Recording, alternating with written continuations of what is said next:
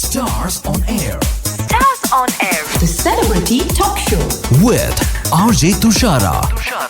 ഒരു സിനിമ കാണുമ്പോൾ അതിൽ കുറേ കാര്യങ്ങൾ നമ്മളെ അട്രാക്ട് ചെയ്യും. അതിന്റെ ആക്ടേഴ്സ് ആയിരിക്കും, അവർ പ്ലേ ചെയ്യുന്ന ക്യാരക്ടേഴ്സ് ആയിരിക്കും, അതിലെ പാട്ടുകളായിരിക്കും, അതിന്റെ ഡയറക്ഷൻ ആയിരിക്കും, അതിന്റെ വിഷ്വൽസ് ആയിരിക്കും. അങ്ങനെ ഗംഭീരമായിട്ടുള്ള വിഷ്വൽസ് നമുക്ക് സമ്മാനിച്ചിട്ടുള്ള റീസെന്റ് ആയിട്ട് തിയേറ്ററിൽ നമ്മൾ കണ്ട ഒരു സിനിമയാണ് ചിന്ന ചിന്ന ആസൈ എന്ന് പറയുന്നത്. വാട്ട് ബ്യൂട്ടിഫുൾ ആയിട്ടുള്ള ഫ്രെയിംസ് അല്ലെ. ഈ ഫ്രെയിംസ് നമുക്ക് സമ്മാനിച്ചിട്ടുള്ള സിനിമാറ്റോഗ്രാഫർ ഫായിസ് സിദ്ദിഖ് ആണ് ഇന്ന് നമ്മുടെ കൂടെ സ്റ്റാർസ് ഓൺ എയറിൽ ജോയിൻ ചെയ്തിരിക്കുന്നത്. Radio Malayalam 98.6 with me RJ Thushara. Welcome to stars on air Fayis.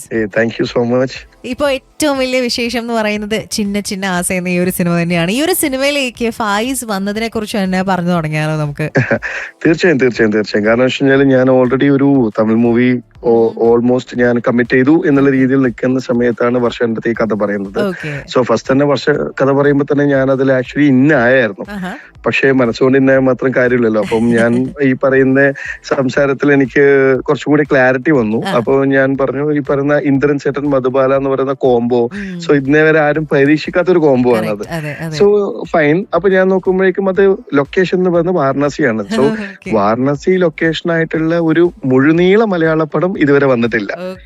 അപ്പൊ ഞാൻ വിചാരിച്ചു ഓക്കെ ഒരു ട്രൈ കൊടുക്കാം. കാരണം വാരണാസി പോലെയുള്ള ഡിവൈൻ ആയിട്ടുള്ള സ്ഥലത്ത് ഒരു അത് മാത്രമല്ല അവിടെ ഏറ്റവും കൂടുതൽ ഈ പറയുന്ന കുറച്ചും കൂടി നമുക്ക് കുറച്ചുകൂടി കഷ്ടപ്പാടുണ്ട്. കാരണം എന്തുകൊണ്ടാന്ന് വെച്ച് കഴിഞ്ഞാല് കുംഭമേള നടക്കുന്ന സമയം, ഈ പറയുന്ന പോലെ ഭയങ്കര ക്രൗഡ്, ആ ഒരു സമയത്ത് ഈ ഒരു പടം ചെയ്യാന്ന് പറയുന്നത് തന്നെ ടാസ്ക്കാണ്. സോ ഇത് ആദ്യമേ ഞാൻ വർഷയോട് പറഞ്ഞ വർഷ നല്ല ട്രാഫിക് ഉള്ള സ്ഥലമാണ്. കാരണം നമുക്ക് ഈ പറയുന്ന പോലെ ഒന്നും വർക്ക് ചെയ്യേണ്ടത് വെച്ചാൽ റൊമാൻസ് ആണ് അവിടെ വർക്ക്ഔട്ട് ചെയ്യേണ്ടത്, ഒരു പ്രണയമാണ് വർക്ക്ഔട്ട് ചെയ്യേണ്ടത്. അപ്പൊ അത് മാത്രല്ല ഈ പറയുന്ന മൂവിയുടെ ക്വാളിറ്റി എന്ന് പറയുന്നത് നമ്മൾ ഭയങ്കര രസമായിട്ട് സ്വീറ്റ് ആയിട്ട് കൊടുക്കണം. വാരണാസി ഏതൊരാൾക്കും അറിയാം അത് ഭയങ്കര റോ ആൻഡ് റിയൽ ആയിട്ടുള്ള സ്ഥലത്ത് പ്രണയം കാണിക്കുക എന്ന് പറയുന്നത് അത് സത്യം പറഞ്ഞാൽ ഇമ്പോസിബിൾ ആണ്. പക്ഷെ അത് പോസിബിൾ ആക്കി. അപ്പൊ ഞാൻ ചോദിച്ചോട്ടെ ഫൈസ്, ഈ ഒരു സിനിമയ്ക്ക് വേണ്ടിയിട്ട് ഫൈസിനെ അപ്രോച്ച് ചെയ്ത് ഈ സിനിമയുടെ കഥയൊക്കെ കേട്ട് കഴിഞ്ഞപ്പം ഇതിൽ ഏറ്റവും കൂടുതൽ ഫൈസിനെ അട്രാക്ട് ചെയ്തിരുന്നത് വാരണാസി എന്നുള്ള ഫാക്ടർ ആയിരുന്നോ? കാരണം വെച്ചാൽ ഈ വാരണാസി ആക്ച്വലി ഞാൻ ഇവിടുത്തെ ലൊക്കേഷൻ പോകുന്ന സമയത്ത് ഞാൻ ഓൾറെഡി ലൈറ്റ് ലിസ്റ്റ് ഒക്കെ പ്ലാൻ ചെയ്ത് ഫുൾ സെറ്റ് ആക്കിയിട്ടാണ് പോയത്. പക്ഷെ അവിടെ എത്തിയപ്പോഴത്തേക്കും ഭയങ്കരമായിട്ട് ഞാൻ നോക്കുമ്പോഴേക്കും ഈ നമ്മളെ ഫ്ലഡ് വരും ഈ നോർത്ത് ഇന്ത്യൻ ഏരിയാസിൽ. സോ ഫ്ലഡ് വന്നു കഴിഞ്ഞാൽ വാരണാസിയൊക്കെ മൊത്തം ചെളിയില് ഫുള്ളും, അതായത് ഘാട്ടുകൾക്ക് ഫുൾ ചെളിയിലേക്ക് മൂടിപ്പോകും. അപ്പൊ ഈ സമയത്ത് ഒരിക്കലും നമുക്ക് അവിടെ ഷൂട്ട് ചെയ്യാൻ പറ്റില്ല. കാരണം വെച്ചാൽ ചെളിയൊക്കെ മൂടി. അപ്പൊ ഈ കുംഭമേളയുടെ സമയത്ത് ചെളിയൊക്കെ അവർ ഫുൾ അടിച്ച് ക്ലീൻ ചെയ്യുന്ന നിൽക്കുന്നുണ്ടായിരുന്നു. പക്ഷെ എന്നാൽ പോലും ഞാൻ ഭയങ്കര ഡിസപ്പോയിന്റ് ആയി. അയ്യോ ദൈവമേ, ഞാൻ ഇവിടെ വന്നത് മണ്ടത്തരായി പോയോ. കാരണം റൊമാൻസ് എങ്ങനെ വർക്ക്ഔട്ട് ചെയ്യും, കാരണം അത്രയും ഡേർട്ടായിരുന്നു മൊത്തത്തില്. സോ ഞാന് നാട്ടിൽ വന്നു. ഞാൻ വൈഫിനോടൊക്കെ പറഞ്ഞു, എടാ ഒരു പണി പാളിയിട്ടുണ്ട്. കാരണം ഞാൻ വലിയൊരു തമിഴ് മൂവിയാണ്, അപ്പം അതിന് പകരമാണല്ലോ ഇത് ചെയ്യുന്നത്. അപ്പൊ ഞാൻ പറഞ്ഞു ഓക്കെ വാട്ട് എവർ നമുക്ക് ഇത് എടുക്കാന്ന് പറഞ്ഞു ഞാൻ തിരിച്ചവിടെ പോയി. പക്ഷെ ക്ലൈമറ്റ് അടിപൊളിയായിരുന്നു. കാരണം ലാസ്റ്റ് ടൈം ഞാൻ ലൊക്കേഷൻ നോക്കാൻ പോകുന്ന സമയത്ത് ഭയങ്കര ഹെക്ടിക് ആയിരുന്നു. അവിടെ ചൂട് ടെമ്പറേച്ചർ 40 ഡിഗ്രി സെൽഷ്യസ് ഒക്കെ ആയിരുന്നു.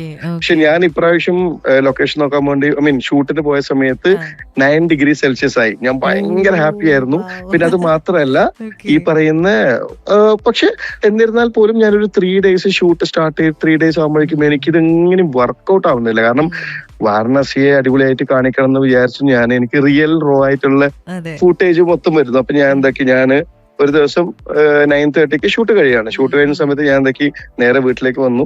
റൂമിലേക്ക് വന്നിട്ട് ഞാൻ 2 o'clock അലാം വെച്ച് കിടന്നു. 2 o'clock എണീക്കുന്നു. ഞാൻ കുളിച്ച് ഫ്രഷായി ജാക്കറ്റും സ്വെറ്ററൊക്കെ ഇട്ടിട്ട് നേരെ ഗംഗാ നദിയിലേക്ക് പോയിരുന്നു. അവിടെ ഇങ്ങനെ ഫുൾ ആംബിയൻസ് ഫുള്ള് പിടിച്ചു. എന്നിട്ട് നേരെ ഞാൻ അവിടുത്തെ ഈ സിത്താർ വായിക്കുന്ന ആൾക്കാര്, ഹാർമോണിയം വായിക്കുന്ന ആൾക്കാര്, അവരൊക്കെ ഇങ്ങനെ ഒരുപാട് ലൈഫ് കണ്ടു. ഒരുപാട് ആൾക്കാർ ഈ പറഞ്ഞ മണികർണിക ഘാട്ടില് ഈ ദഹിപ്പിക്കുന്നത് കണ്ടു. പിന്നെ ഈ പറയുന്ന പോലെ അത് ഇത് ഓരോ ദിവസത്തെ പ്രോസസ്സാണ്, ഓരോ ഡേ ഷൂട്ട്. അപ്പൊ ഞാൻ എന്താക്കുന്ന വെച്ചാൽ ഞാൻ രാവിലെ ഈ 6 മണി വരെ ഞാൻ അവിടെ തന്നെ എക്സ്പ്ലോർ ചെയ്യും. ഈ രാത്രി ഒറ്റയ്ക്ക് എക്സ്പ്ലോർ ചെയ്ത് പിറ്റേ ദിവസം രാവിലെ ഷൂട്ടിന് വരുന്ന ആൾക്കാർ നേരെ എവിടെയാണോ വരുന്നത് അവിടെ ഞാൻ എത്തും. അപ്പൊ എല്ലാവരും പറഞ്ഞു നിങ്ങൾക്ക് ഉറക്കൊന്നുമില്ലേ? ഞാൻ പറഞ്ഞു എനിക്ക് ഉറങ്ങാൻ പറ്റുന്നില്ല ആക്ച്വലി. അങ്ങനെ എല്ലാ ദിവസവും ഒരു 3 hours മാക്സിമം, അല്ലെങ്കിൽ 4 hours, ലിറ്ററലി ഹാർഡ്ലി 4 hours. അങ്ങനെയാണ് ഞാൻ. പിന്നെ എനിക്ക് അങ്ങനെ ഒരു വാരണാസിയോട് പ്രണയം തോന്നിയിട്ടാണ് പിന്നെ എനിക്ക് അത്രയും ഗംഭീരമായിട്ടുള്ള ഫ്രെയിം എന്താണ് സൈലൻസ് ആയിട്ടുള്ള ഷോട്ടുകൾ വെക്കാൻ എന്നെ പ്രേരിപ്പിച്ചതൊക്കെ ഇതാണ്. കാരണം അതിലൊരു നൈറ്റിലൊരു സീൻ ഉണ്ട്, അതായത് ഇവർ ആദ്യമായിട്ട് ഗംഗയിലേക്ക് കാല് കുത്തുന്ന ഒരു സീൻ ഉണ്ട്. അത് പക്കാ സൈലൻസ് ആണ്. ആ സൈലൻസ് എനിക്ക് കിട്ടിയത് ഇത്രയും ദിവസം ഞാൻ രാത്രി ഒറ്റയ്ക്ക് നടന്നതിന്റെ ആ ആംബിയൻസ് ഫീലാണ്. ഞാൻ അങ്ങനെയാണ് ഒറ്റയ്ക്ക് നിന്നത്. അപ്പൊ അങ്ങനെയാണ് ആ ഒരു ഇതിലേക്ക് എത്തിയത്. അടിപൊളി. ശരിക്കും ഇത് പറയുമ്പോ സിനിമ കാണുന്ന പോലെ തന്നെയായിരുന്നു, നമ്മളിങ്ങനെ മനസ്സിലിങ്ങനെ ഇമാജിൻ ചെയ്യുമായിരുന്നു അതിലേക്കൂടെ നടക്കുന്നത്. Beautiful, amazing. തീർച്ചയായും. കാരണം എന്താണെന്ന് വെച്ചാൽ ഞാൻ ഇതിനു മുമ്പ് എല്ലാ പടങ്ങളും എനിക്ക് ഇങ്ങനെ ഒന്നും എനിക്ക് ഫീൽ ചെയ്തിട്ടില്ല. ബട്ട് വാരണാസി സംതിങ് നമ്മൾക്ക് എപ്പോഴും പറയാറുണ്ട് പല ആൾക്കാരും, വാരണാസി വിളിക്കുന്ന സമയത്തേ നമ്മൾക്ക് പോകാൻ പറ്റുള്ളൂ എന്നുള്ളത്. മനസ്സിലായോ? സോ ഇതിനു മുമ്പ് എനിക്ക് ഒരിക്കൽ പോലും തോന്നിയിട്ടില്ല പോകാൻ വേണ്ടിട്ട്. പക്ഷെ ഇനി അങ്ങോട്ടേക്ക് എനിക്ക് ഞാൻ തന്നെ എന്റെ പടം കാണുമ്പോൾ ദൈവമേ എനിക്കൊന്ന് വീണ്ടും പോയാൽ കൊള്ളാമെന്നുണ്ട് എന്നുള്ള രീതിയിലേക്കായി.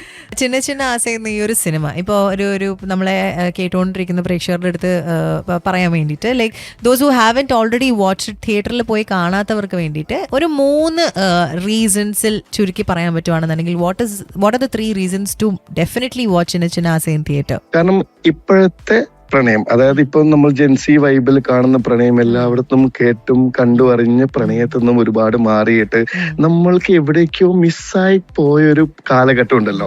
പ്രണയം എന്ന് പറഞ്ഞ പണ്ട് ലെറ്റർ കൊണ്ട് സംസാരിച്ചതും ഈ അങ്ങനെയുള്ള കാലഘട്ടത്തിലേക്കല്ല പോകുന്നത്. പക്ഷെ അപ്പൊ കിട്ടുന്ന ഒരു പ്രണയം ഉണ്ടല്ലോ, അതായത് എല്ലാ രീതിയിലും മാറി, ഭയങ്കര അഡ്വാൻസ്ഡ് ആയി എല്ലാ ആൾക്കാരും.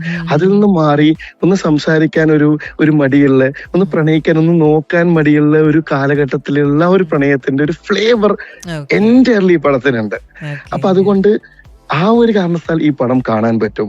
പിന്നെ ഈ വാരണാസി എൻറ്റയർലി നിങ്ങൾ ഒരിക്കലും ഈ പടത്തിന്റെ സ്റ്റാർട്ടിങ് ടിൽ എൻഡ് വാരണാസിന്നും അവരുടെ കൂടെയും വിട്ടുപോകാതെ നിങ്ങൾക്ക് എൻജോയ് ചെയ്യാൻ പറ്റും ഈ പടം.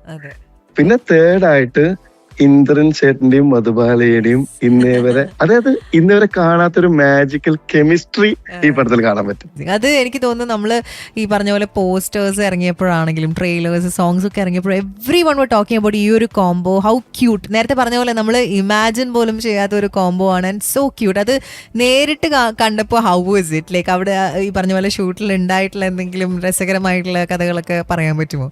ഇന്ദ്രൻ ചേട്ടൻ ഭയങ്കര ഡൗൺ ടു എർത്ത് ആയിട്ട്, അതായത് മാമിന്റെ അടുത്ത് സംസാരിക്കാൻ ഇന്ദ്രൻ ചേട്ടൻ ഭയങ്കരമായിട്ട് ഒരു ചമ്മലും നാണൊക്കെയാണ്. അപ്പൊ ഞാൻ നോക്കുമ്പോ ഭയങ്കരമായിട്ട് ഈ പറയുന്ന പോലെ ചമ്മയിട്ട് മാമ, കാരണം ഇന്ദ്രൻ ചേട്ടന്റെ എല്ലാ ആൾക്കാരുടെയും ഈ ഒരു 80s അല്ലെങ്കിൽ ഉള്ള ആൾക്കാരുടെ ഒക്കെ ഭയങ്കര ഫേവറേറ്റ് ആയിട്ടുള്ളതാണ് റോജ, ഈ മൂവി കർമ്മന്റെ മൂവീസ്. ഇതില് ഭയങ്കരമായിട്ട് ബ്യൂട്ടിഫുൾ ആയിട്ട് ക്രിയേറ്റ് ചെയ്ത അതെല്ലാ ആൾക്കാരെ ക്രഷ് എന്ന് തന്നെ പറയാം.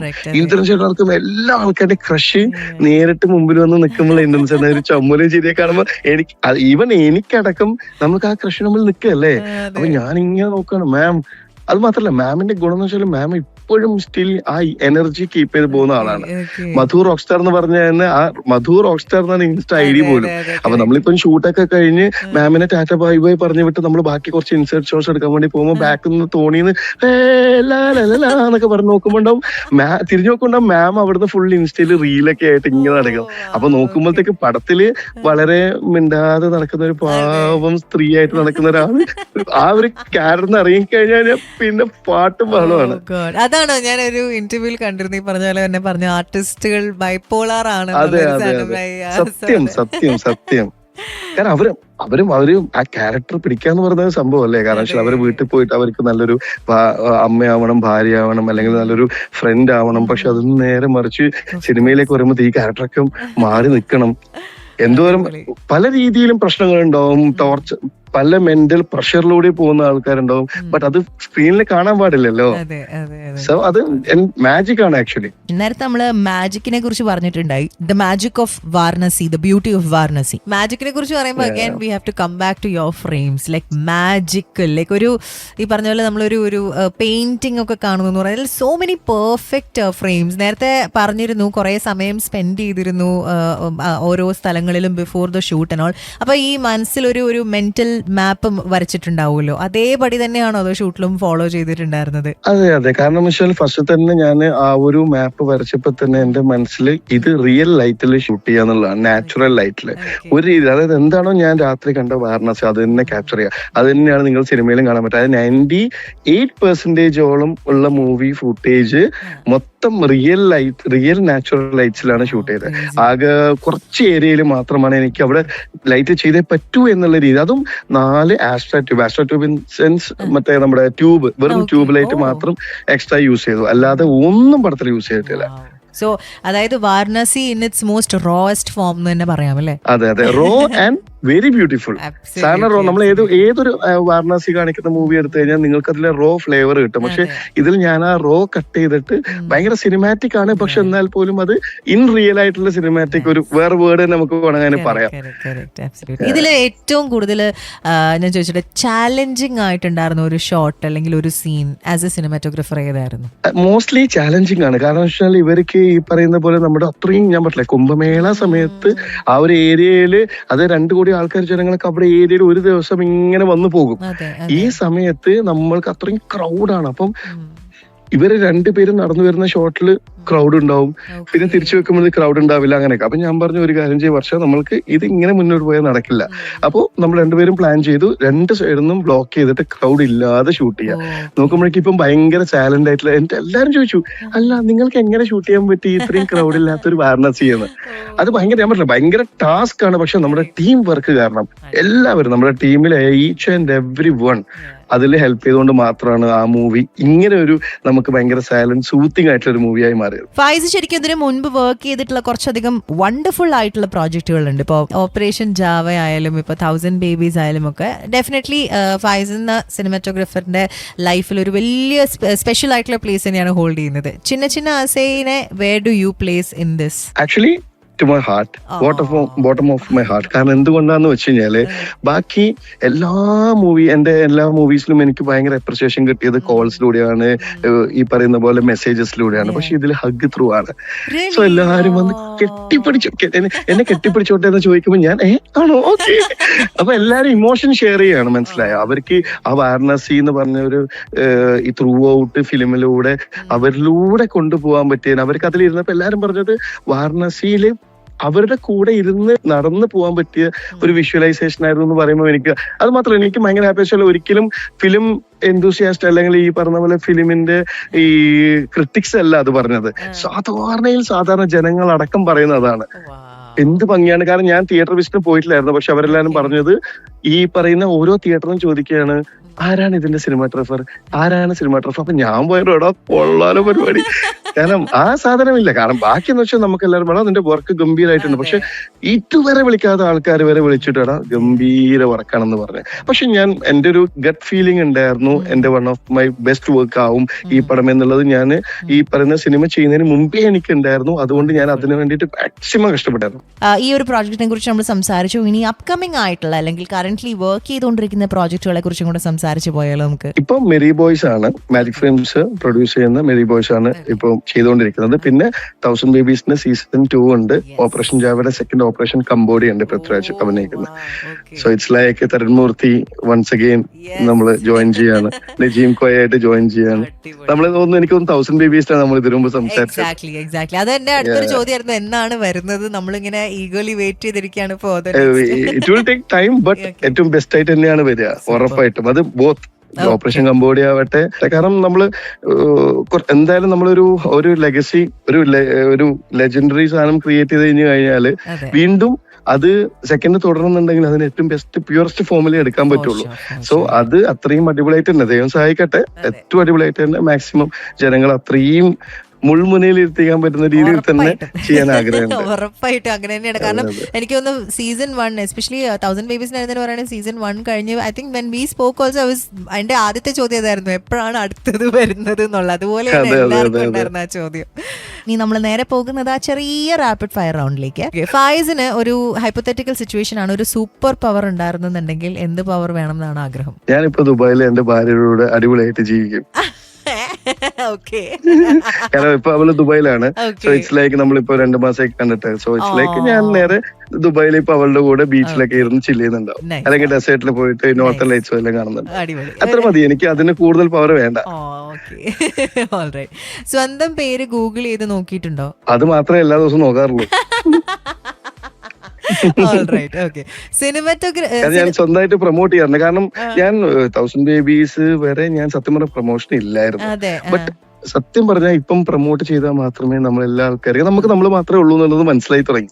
സോ ഇറ്റ്സ് ലൈക്ക് ഇത് വേറെ ആരെയും നമ്മൾ ഈ പിന്നെ സ്റ്റാബ് ചെയ്ത് പറയുന്നതല്ല.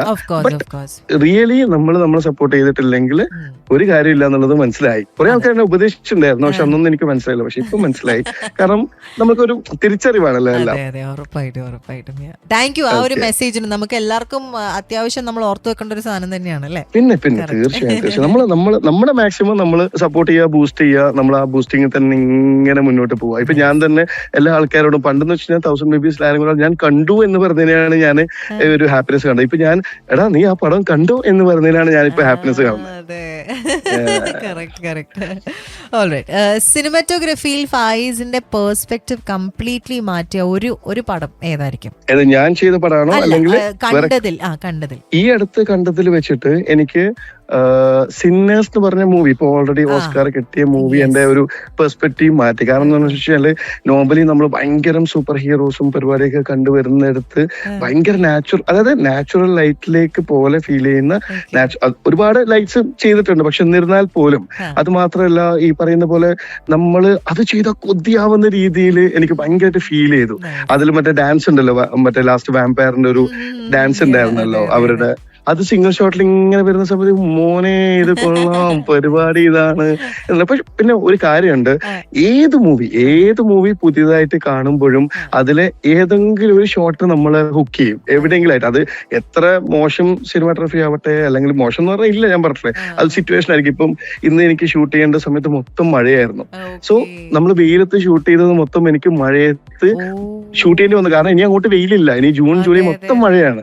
സോ എനിക്കത് വാശി പിടിച്ചു കഴിഞ്ഞാൽ ഓഗസ്റ്റിൽ റിലീസ് ചെയ്യാൻ പറ്റില്ല. അത് പ്രൊഫഷൻ ഭയങ്കര ഇത്. അപ്പൊ നമുക്ക് അങ്ങനത്തെ ഒരു സിറ്റുവേഷൻസ് ഭയങ്കരമായിട്ടുണ്ട്. അത് ഭയങ്കര പണിയാണ്. അപ്പം ആ ഒരു പ്രശ്നമുണ്ട് മൊത്തത്തിൽ. അത് എൻ്റെ ഫിലിം ഇൻഡസ്ട്രി പ്രശ്നമുണ്ട്. കാരണം നമുക്ക് എങ്ങനെ അത് നമ്മൾ വെയിറ്റ് ചെയ്തു, മഴ വരുന്നു, വെയിറ്റ് ചെയ്യുന്നു, നേരെ കയറി നിൽക്കുന്നു, തിരിച്ച് ഷൂട്ട് ചെയ്യുന്നു, മഴ വരുന്നു, വെയിറ്റ് ചെയ്യുന്നു, ഇങ്ങനെ പോവാണ്. സോ ഇതിന് മുമ്പെടുത്ത ഷോട്ട് ഞാൻ വെയിലത്താ ഷൂട്ട് ചെയ്തത്. പക്ഷെ ഞാൻ അവിടെ കടുംപിടുത്തം പിടിച്ച് എനിക്ക് നടക്കില്ല എന്ന് പറഞ്ഞു കഴിഞ്ഞാൽ പ്രൊഡ്യൂസറിന്റെ per day 6 lakhs 7 lakhs lost ആണ്. മനസ്സിലായോ? സോ അതും നമ്മൾ ഇതിന്റെ ഇടയിൽ നമ്മള് ഭയങ്കരമായിട്ട് റിസ്ക് ആണ്. ഇപ്പൊ വാരണാസി പോലും രാവിലെ ഈ പറയുന്ന 9 മണിക്ക് മാത്രമേ ലൈറ്റ് വരുള്ളൂ. പിന്നെ 3 മണിയാകുമ്പോഴത്തേക്ക് സൺ സെറ്റ് ആവും. ഒരു 5 മണിക്കൂർ കൊണ്ട് എങ്ങനെ ഒരു പടം ഈ 25 ദിവസം കൊണ്ട് ഷൂട്ട് തീരും? ഭയങ്കര ടാസ്ക് ആയിരുന്നു. സോ അതൊക്കെയാണ് എല്ലാത്തിനും ഒരു കഷ്ടപ്പാടുണ്ട്. ബട്ട് സംഭവം അതിനെ ഇപ്പൊ ഞാൻ പറയാം, എന്റെ കളറിസ്റ്റ് അതിനെ ഭയങ്കരമായിട്ട് ഹെൽപ്പ് ചെയ്തു. ഷൺമുഖ പാണ്ഡ്യൻ ഭയങ്കര ഹെൽപ്പ് ചെയ്തു. എന്റെ അസോസിയേറ്റ് അതിനെ കവറപ്പ് ചെയ്തു, ഈ അനുവീൻ ശങ്കർ. അപ്പം ഞാൻ ഒറ്റ ആളല്ല, എനിക്കൊരു പട്ടാളം ഗ്യാങ് ഉണ്ട്. അവരെല്ലാരും കൂടിയിട്ടാണ് എന്നെ ഹെൽപ്പ് ചെയ്തത്. ലാസ്റ്റ്ലി അടുത്ത പടത്തിന്റെ ഷൂട്ടിംഗ് പറഞ്ഞാൽ ഇപ്പം ചിന്ന ആസയിൽ നമ്മൾ വാരണാസി ആണ് ആസ് എ സിനിമാറ്റോഗ്രാഫർ ഫൈസ് എക്സ്പ്ലോർ ചെയ്തിട്ടുണ്ടെങ്കിൽ അടുത്ത പടത്തിൽ ഏതൊരു സ്ഥലമായിരിക്കും എക്സ്പ്ലോർ ചെയ്യാൻ ആഗ്രഹം? Just like hypothetically. എനിക്ക് ആക്ച്വലി ഒരു ഡെസേർട്ട്, എൻറ്റയർലി ഒരു ഡെസേർട്ട് മൂവി, അതായത് ആട് ജീവിതമൊക്കെ പോലെയുള്ള ഒരു ഡെസേർട്ട് മൂവി ഷൂട്ട് ചെയ്താൽ കൊള്ളാന്നുണ്ട്. കാരണം ഇപ്പം നമ്മൾ പൊതുവെ പറയാണ്ട് എവിടെ വെച്ചാലും ഫ്രെയിം ആണെന്നുള്ളത്. ഡെസേർട്ടിലൊക്കെ എവിടെ വെച്ചാലും ഫ്രെയിം അല്ല. അപ്പം അവിടെ എന്തോരം കഷ്ടപ്പാടുണ്ടെന്ന് അറിയാം. കാരണം അവിടെ ക്യാരക്ടറിന് ഈ പറഞ്ഞ പോലെ നമുക്കിപ്പോ വാരണാസിയിൽ ഒരുപാട് സ്കൾപ്ചേഴ്സ് ഉണ്ട് നമ്മൾ ഭംഗിയാക്കാൻ വേണ്ടി. നമ്മൾ ഫ്രെയിം വെക്കുമ്പോൾ ഘാട്സ് ഉണ്ട്. ഈ ഡെസേർട്ടിലൊക്കെ ഫ്രെയിം വെച്ച് കഴിഞ്ഞാൽ എങ്ങനെ ഭംഗിയാക്കാൻ പറ്റും? എത്ര നേരം അത് കണ്ടിരിക്കും? അത് ആട് ജീവിതത്തിൽ ഗംഭീരമായിട്ട് അതിന്റെ DPs ഗംഭീരമായിട്ട് വർക്ക് ചെയ്തുകൊണ്ടാണ് നമ്മൾ അവിടെ പിടിച്ചിരുത്തിയത്. മനസ്സിലായോ? സോ അതുപോലൊരു മൂവി എനിക്ക് വന്നാൽ കൊള്ളാന്നുണ്ട്.